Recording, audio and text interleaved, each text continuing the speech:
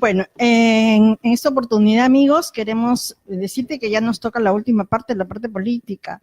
Hoy uno de los temas que está en agenda, los conflictos sociales. Vamos a conversar, vamos a darle la bienvenida a nuestra invitada, a la abogada Alexandra Chirinos. Bienvenida, Alexandra, aquí a Líderes y Gestión. Gracias por tu participación. ¿Cómo estás, Greta? Buenas Tiene tardes. Que ser direccional. Gracias por la invitación. Alexandra es abogada y es especialista en el tema porque nos contaste que tú tienes tu tesis, está en función de esta... Así es, efectivamente, bueno, la tesis y ya terminando la maestría en solución de conflictos sociales y políticas públicas. Qué bueno. Bueno, vamos a empezar, Julio nos acompaña el día de hoy, vamos a turnarnos, Julio y Eduardo, para poder tener también un día cada uno y poder tener diferentes aspectos y puntos con nuestras invitadas. Vamos a empezar por qué es un conflicto social.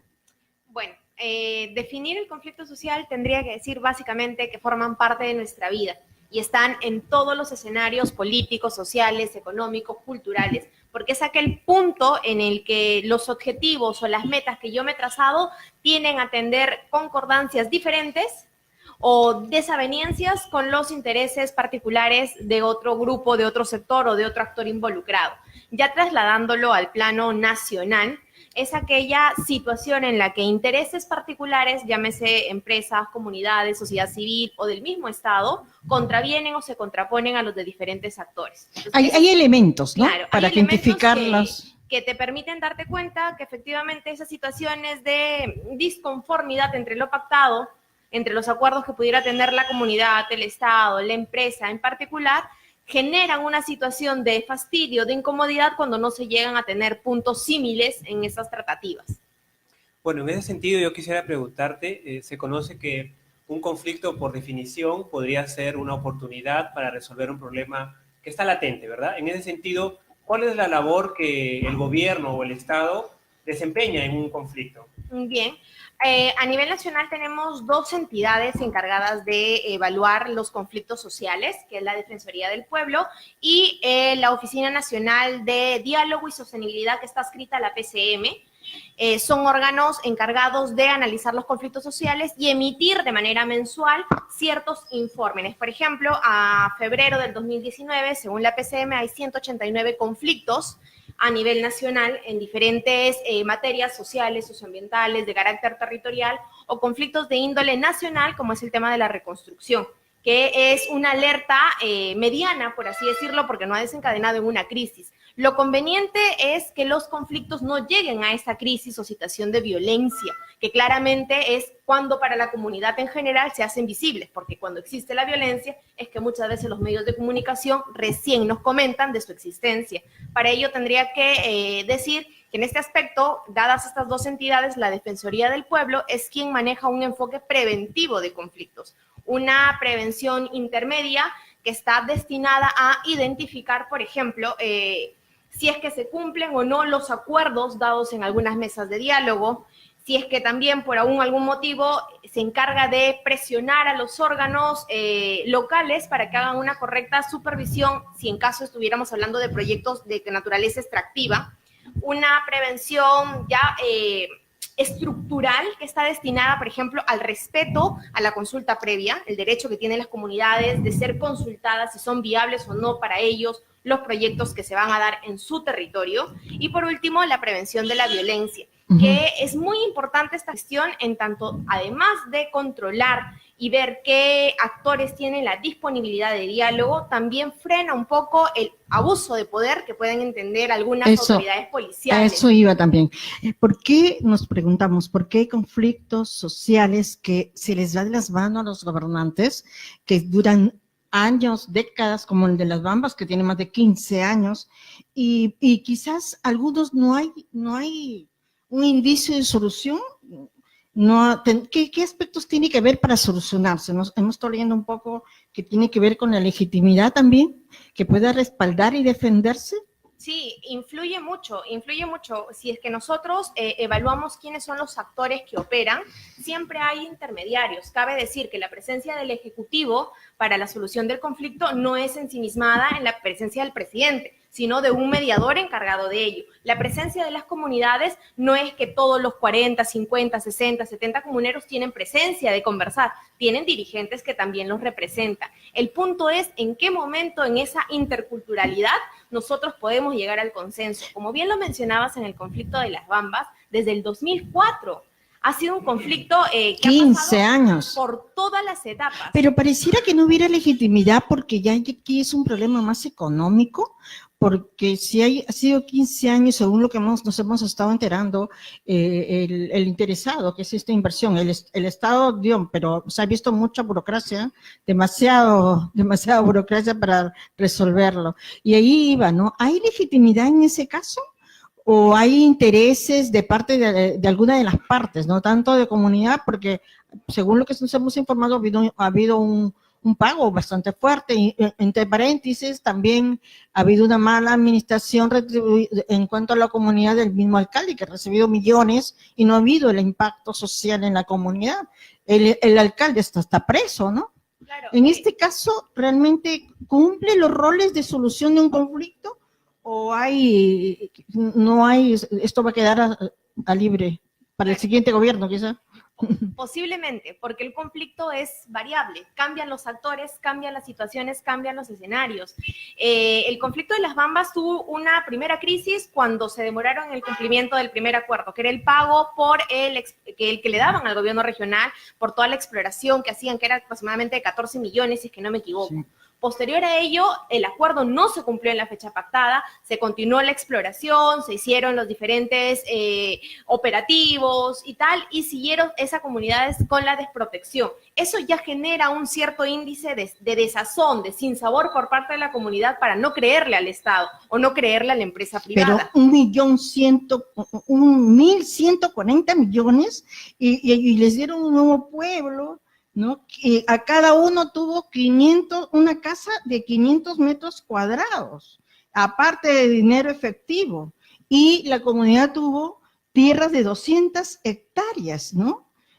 Y ellos, bueno, en parte en Apurímac, ¿no? Claro. Y en la otra parte, estas otras tierras han sido por la parte del Cusco, creo que es, y sin embargo, esto no ha satisfecho. Ahora, parece que el problema tiene que ver sobre esta servidumbre de paso, ¿no? Claro. Que ellos están queriendo explotar, ¿no? Condicionar a la minera para que les hagan un pago. Y han pedido como no sé cuántos millones. Claro, esas son las tratativas, ¿no? Pero es que entendamos que aquí nosotros no podemos solamente evaluar el tema en el costo numérico. Uh-huh. Estamos hablando de una sociedad que adaptarse al ritmo que nosotros de repente tenemos ahora empresarialmente también genera desventajas. Y es más, claro, ahora que se ve la cantidad de flujo económico que hay, aparecen otras figuras, otros actores con mayores intereses que muchas veces suelen manipular a estas comunidades, como es el caso de estos dos asesores legales que ya están presos que ofrecieron a la comunidad, aquí es una inversión millonaria, tenemos que sacarle más plata, ¿no? Exacto. Y esto ya se volvió un conflicto social gubernamental, porque esto está afectando la gobernabilidad. Genera inestabilidad política y económica, no solamente los paros que están haciendo primero de 48 horas, luego de 72 horas, es más, el estado de emergencia sigue prolongándose. Y ya hay muertes, y eso ya hay muertes, de hace muchos años, de 2016 hubieron muertes. En el 2015 mataron a un alcalde. Claro, imagínate. O sea, ya se ha hecho, además de ser un conflicto netamente social, tiene rasgos o atisbos de actos vandálicos, criminales, entonces sí genera inestabilidad. Yo quiero detenerme un poquito en un aspecto que considero que agrava los conflictos sociales y tiene que ver con la violencia. Como tú has mencionado, la única manera de que esto se dé a notar a través de los medios y que en ese caso la presidencia o el poder en sí se dé cuenta de esto es justamente cuando se hace notorio con la violencia, ¿no? Y nos hemos acostumbrado a que la única manera de que me hagan caso es acudiendo a la violencia. Pero esto a nivel de entendimiento en una sociedad democrática no es el camino, ¿verdad? Creo que eso es un mal síntoma en todo caso. No sé qué referencia tienes sobre eso. Sí, es un mal síntoma y es lamentable que como ciudadanos hayamos optado por recurrir a redes sociales, mecanismos de prensa para defender lo que jurídicamente se debería ver en foros judiciales, en el Ministerio Público o en la Defensoría misma del Pueblo, lo cual nos denota también que hay una situación de disconformidad o falta de institucionalidad por estos operadores de justicia que no satisfacen al ciudadano, que no satisfacen a la comunidad y que por el contrario nos exacerban, nos enervan y nos motivan de repente a actuar en situaciones de conflicto para llamar la atención de la prensa y poder ser visibles ante las necesidades que pasamos y que muchas veces son indiferentes para la realidad nacional, ¿no? Así Sí, es. si me permite solamente un Sí. instante. Cuando hablamos de violencia también debemos entender que si bien hay una libre expresión para manifestar mi incomodidad por algo, eso no implica que cometamos delitos. Es decir, si yo salgo con un grupo a hacer que el transporte no se dé fluidamente, estamos obstruyendo el tránsito público, el tránsito público. Si yo, por ejemplo, voy a una entidad del Estado, una comisaría, un banco y rompo las lunas, como estamos acostumbrados a ver, eso también es delito. Y pareciera que la población no entiende que yo no puedo mostrar mi incomodidad cometiendo otros delitos, ¿no? Creo que por ahí el tema pues es un sinfín de explicaciones, en todo caso. Claro, es un tema de conciencia también ciudadana. Lamentablemente nos Acércate. estamos acostumbrando a tener una acción con reacción, ¿no? Me siento impotente y yo también realizo un acto vandélico, de repente esperando que no tenga la misma sanción que cualquier otro, pero sin embargo ya estoy dando yo pie a un inicio de conflicto o más adelante de violencia, ¿no? Ahora, hay un marco, un perfil para las personas o las autoridades, los que tienen que manejar los conflictos sociales, tienen que ser especialistas, sobre todo en un país democrático, tiene que saber cómo manejar la comunicación, ¿no? A veces hay empresarios, hay inversionistas extranjeros que tienen especialistas, líderes de solución de conflictos sociales, y ellos no solo, en cambio el gobierno desde el sector público, más bien la burocracia acrecienta y lo dejan que se vuelva un conflicto social. Sí, lamentablemente todavía estamos aprendiendo a gestionar conflictos sociales. Tenemos también como antecedente el caso de Conga, que también tuvo bastante repercusión y se perdieron muchas vidas. Estamos apostando. El Baguazo también fue terrible. Estamos apostando por una gestión preventiva de conflictos, porque muy importante, como bien lo decía, se visibiliza el tema de violencia, pero sin embargo, ¿de qué manera nosotros podemos prevenir en las mesas de diálogos o en las mesas técnicas que se pueda generar ese consenso en que ambas partes o todos los actores involucrados lleguen a un acuerdo y se respeten los acuerdos para poder legitimar la palabra o los pactos acordados? Por ejemplo, escuchaba el discurso de la prefecta regional juramentada recientemente y ella también está apostando por implementar dentro de su plan de trabajo una comisión descentralizada de prevención de conflictos, porque Lambayeque no es ajeno a los conflictos locales que nosotros también tenemos. En estos momentos, con este problema que tenemos, con tanto alcalde preso y con malos servicios, en cualquier momento la autoridad municipal regional puede tener un conflicto si la gente Imagínate, acaba de haber lluvias, no se ha terminado este problema de la reconstrucción con cambio, hay más damnificados y estamos con el problema también de las enfermedades que se nos vienen encima con esta contaminación del mal recojo de basura, de los residuos sólidos. Definitivamente, según los últimos reportes tanto de la PCM como de la Defensoría del Pueblo, identifican acá en Lambayeque como alertas latentes de conflicto posible el tema de la reconstrucción, que es a nivel nacional, el caso que tenemos ya en Tumán, que también dura bastante tiempo, en Olmos, otro conflicto social, y ahora recientemente el tema de la gestión de residuos sólidos en algunas zonas específicas que puede desencadenar un conflicto netamente por el tema de derechos, y los vulnerables en este caso son las personas, adultos mayores, niños expuestas a zonas de contaminación ambiental, ¿no? Hasta a nivel nacional, si no se concreta las reformas que se han pedido, que hemos estado en el referéndum, también le puede ser todo un conflicto donde se levanta toda la ciudadanía y exige y paraliza todo el país, también puede darse, ¿no? Sí, y yo creo que acá es importante rescatar el tema comunicacional.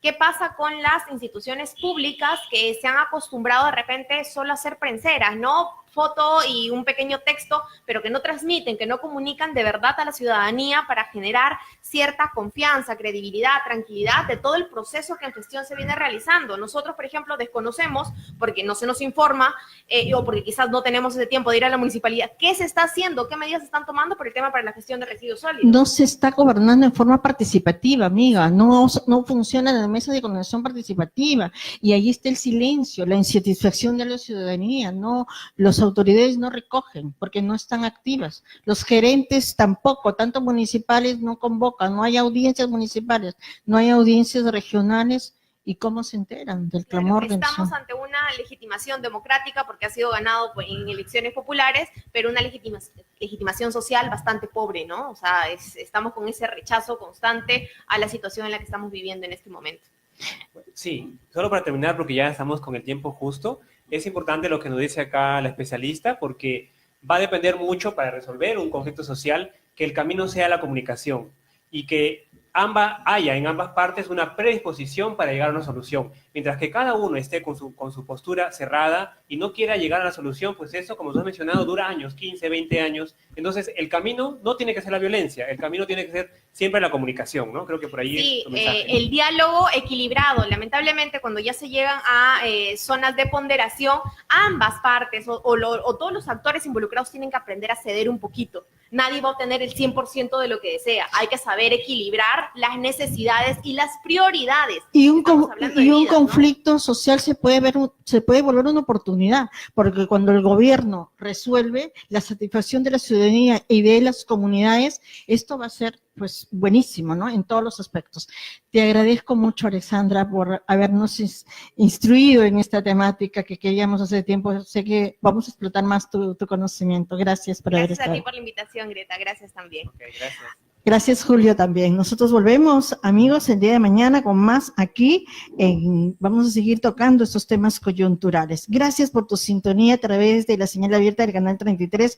A nombre de todo el equipo, Eduardo Montoya, de Luis Martínez, de Julio Gordillo y tu servidora Greta Honorio, y de todo el equipo de comentaristas, de profesionales que vienen día a día ayudándonos acá a poder cumplir con este rol de los ejes que nos hemos trazado. Que tengas un buen descanso y hasta mañana. Permiso.